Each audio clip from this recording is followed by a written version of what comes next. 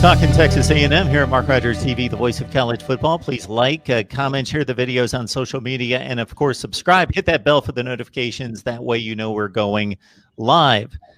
Got A&M coming off a huge win a couple weeks ago against Florida. They've got Arkansas in town at Kyle Field in a much tougher and anticipated matchup than what we looked at just a few weeks ago. We got Leah Musgrave on the line from TexAggs.com. Leah, how you doing today?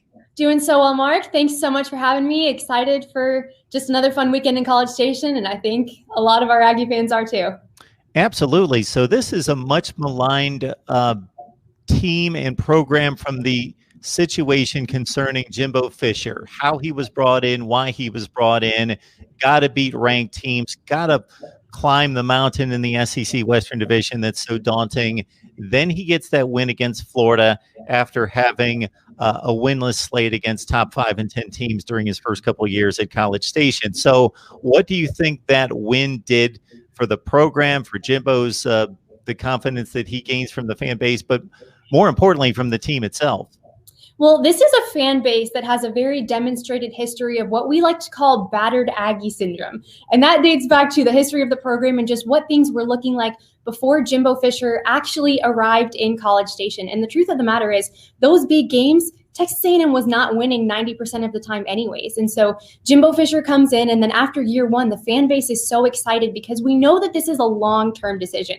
He's here for 10 years, getting $75 million, and that's not a light contract, right? And so after year one, I think Texas A&M ended with the 7 overtime win against LSU at Kyle Field, and people were really excited, really optimistic. And that's when the championship winning culture kind of started to instill itself in this team. He obviously inherited a lot of talent, but now we're finally getting to the point where a lot of the guys on A&M's roster are guys that Jimbo Fisher brought in himself.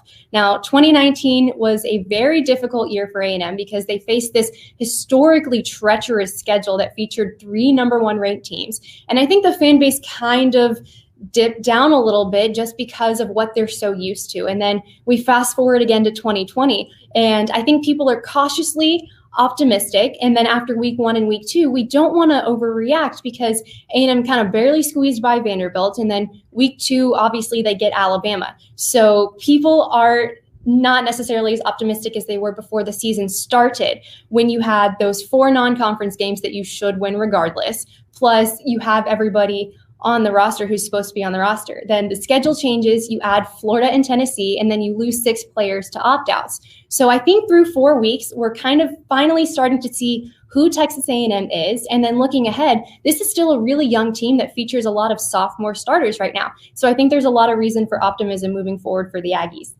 And Leah makes an important distinction there because much has been made of Jimbo Fisher's futility through 2 seasons against ranked opponents, but LSU, a top 10 team in that particular dramatic, historic overtime session that went on forever, and they won the Peach Bowl, of course, that year and finished in the top 10. That record was against top 5 teams, and Jimbo had to face so many because of the home-and-home series with Clemson and because of the dates with Alabama each and every year, and then on top of that, a date against Georgia last year.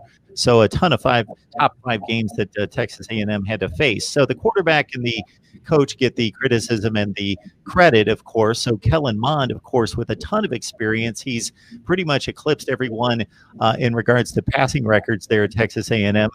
Your evaluation, Leah, on Kellen Mond's play thus far?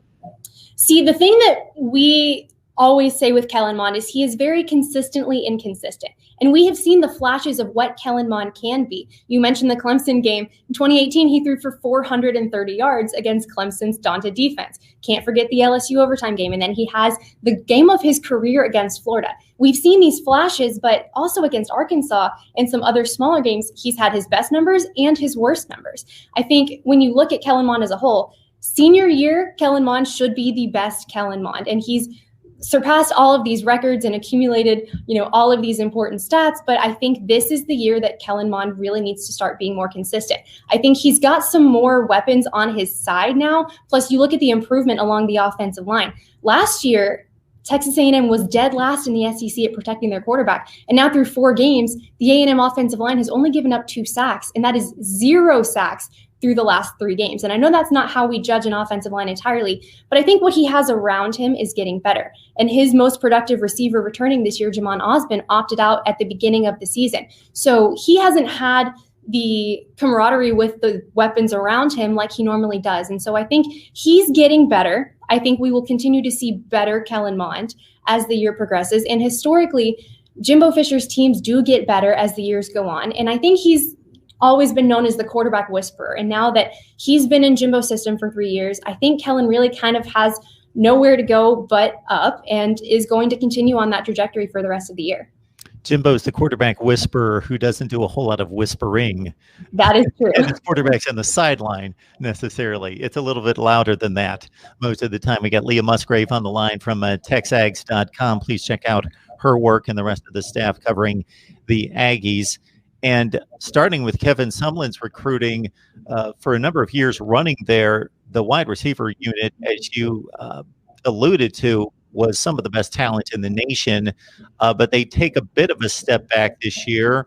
Kind of size it up a little bit more in detail in regards to the guys that we need to be looking out for. Yeah, absolutely. So Kendrick Rogers and Courtney Davis were the guys that were not on the roster last year that are not on the roster this year. Same with Jamon Osborne. And so we look at this core of receivers right now. A lot of young, explosive talent, but still some unproven talent. We've had Hezekiah Jones, who was pretty highly sought after, but he's been injured. Jalen Preston is another guy who's been injured as well. Jalen Weidermeyer is one of these tight ends who just absolutely flashed and came out of the gates hot last year, and he's been just really, really good for Texas A&M. On the outside, though, Damon Demas is a guy that the A&M fan base has been so excited about. He was a 5-star commit from Tomball, Texas, and he hasn't really made much of an impact just yet. That's, I think, in part to him just not necessarily knowing the playbook yet. He didn't actually get to play a senior year of football, but there's a lot of sophomores that I think we have maybe underestimated. Cam Brown, Dalen Wright, Chase Lane have been really good for the Aggies so far. I think having Alabama and Florida back-to-back, as opposed to the schedule that you were supposed to have with these 4 non-conference games like North Texas and Colorado, they probably would have gotten it together a little bit quicker. But having to face these 2 top 5 teams right off the bat in the season probably opens the door for some, freshman mistakes, and especially because they weren't playing last year. I think this weekend we could potentially see Hezekiah Jones back from an injury. I think Chase Lane will be one of the pieces that continues to flash and continues to get more consistent for Texas A&M. And then that other spot, Cam Brown, Dalen Wright, maybe Moose Muhammad, who's another true freshman, or Jamon Demas are one of those other pieces that you'll see as well. And Caleb Chapman lost for the year, correct? Yes, Caleb Chapman, unfortunately, is out for the year. He was another one that Aggie fans were starting to get really excited about, but I believe that he'll be back next year and isn't going anywhere for a while. Yeah, I watched every play of that Mississippi State game, and I knew about Wiedemeyer, and then I saw Chapman make some outstanding plays in that game. I thought they got 2 monsters there at tight end at that point. Talking with Leah Musgrave, Texas A&M hosts Arkansas this weekend. Speaking of the Mississippi State game and just pretty much any game this year, Isaiah Spiller is one of the more impressive talents in the land at running back. So just outline this guy makes everybody miss in the open field. What makes him so special?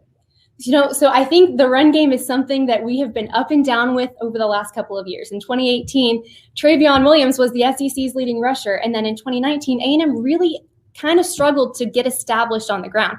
Isaiah Spiller was a big part of picking up momentum on that front. And now after a full year of SEC football under his belt, I think he's just really made some huge strides. And I go back to the offensive line being able to be a huge part of that as well. It finally seems like Texas A&M is starting to establish an offensive identity. And I think the offensive line, that's a very veteran group that features 4 seniors and a sophomore, and Isaiah Spiller are both really, really big parts of that. Leah, from a guy that watches the big games, so I see A&M play 6-8 times a year, Buddy Johnson appears to be kind of the alpha male on the defense in regards to both leadership and just prowess out there. Am I reading that right? Kind of outline the defense, and for those checking out Texas A&M for the first time here in the next few weeks, who do they look for out on the defensive side? So the Aggie defense has been such a fun thing to cover this year, especially that is the Mike Elko effect on defense. And Anthony Hines is one of the important pieces of that group that opted out at the beginning of the year. But Buddy Johnson, Aaron Hansford, Andre White, some of these guys, plus there's a lot of new talent that is starting to come in and start to see some time on the field. But you're absolutely right. Buddy Johnson is a key part of that. The thing that I'm most excited about, though, is the Aggie defensive line. And this is something that, has not necessarily been the case for Texas A&M for a long time. 2 years ago, A&M was 70th in the country against the run, and now they're 7th in the country. They've only given up one run over 20 yards all year, and that was the third play of the season.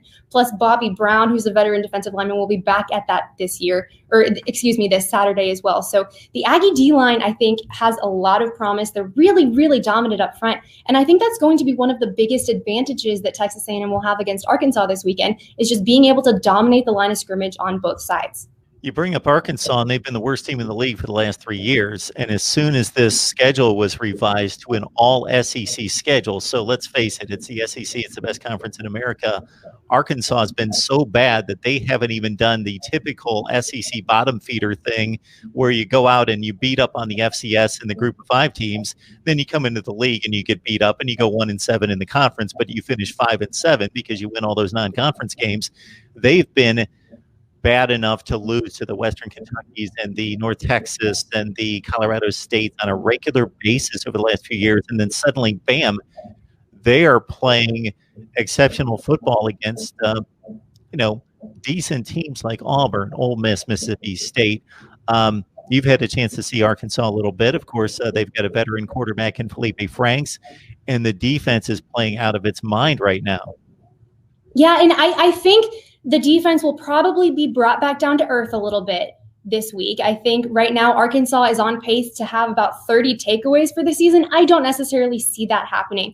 The interesting thing, too, about this Arkansas matchup is that, like you said, they lose to North Texas and they pay San Jose State $1.5 million to lose to them at home. And somehow this game against Texas A&M is always so close every single year. And this is supposed to be a rivalry game. It seems pretty one-sided on paper, but when you dive down a little bit deeper, A&M has won the last 8 matchups, which is every single one since they joined the SEC. But 5 out of the last 6 have been decided by a touchdown or less. And then 3 of those 6 matchups have gone into overtime. So for whatever reason, Arkansas is always this team that gives Texas A&M fits. Felipe Franks and Kellen Mond on paper are almost identical. Their numbers are so similar. It's almost a little bit scary. I think for Texas A&M to have the edge here, you're really going to have to put pressure on Felipe Franks. You're going to have to make him uncomfortable. You're going to have to make him make the throws that he does not want to make. And I think the Aggie defensive line is capable of doing that, but you're going to have to pass the ball to beat Texas A&M. And Sam Pittman is an offensive line coach, and so I think that can be maybe a tall order for the Aggie defensive line. I don't think it's out of the realm of possibility. And I think you've got to limit, their run game as well. Got to stop Raheem Boyd and company on the ground if you want to have success there. Check out the banner below. Like, comment, share the videos, and subscribe here at Mark Rogers TV, the voice of college football, and check out Leah's work at TexAgs.com. So I don't think I'm springing any kind of secret on anyone regarding what Texas A&M could accomplish this year. I'm sure any elite program that's got a rabid fan base, and this is as rabid as it gets anywhere in the country, is always looking for a path to the college football playoff. So despite the loss to Alabama, a number 2 seed in the SEC, even if they can't get to the championship game, I'm sure there's talk out there now that LSU's not as good as they've been. Auburn's not up to their A game. The schedule doesn't look as daunting in your past Alabama and Florida that, man, this team runs the table. What can happen here?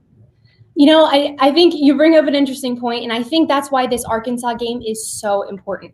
I think Texas A&M, we've been saying this week, is good enough to beat every other team that's left on their schedule, but they're not good enough yet to do it so convincingly and to not be a little bit worried about it. I think Arkansas is probably the game. If you could take off a game on A&M's schedule, you would probably want to get rid of Arkansas. But I think if you get past this game at Kyle Field this weekend, and it does help that it's at Kyle Field, then you kind of start to have a different conversation about an 8-2 or maybe a 9-1 season. I still think 7-3 would be pretty remarkable given the circumstances this year, but I don't think it's out of the realm of possibility for A&M to win out, especially in this next stretch. Then they close out the year with LSU and Auburn. And you know what? I think the SEC is so crazy this year that they could get tripped up along the way. But overall, I think that really the only team that can beat Texas A&M this year is Texas A&M. Leah Musgrave joining us to talk Texas A&M football with a date against Arkansas coming up Saturday night. Leah, we appreciate you stopping by. Mark, thanks so much for having me. Looking forward to a fun one on Saturday.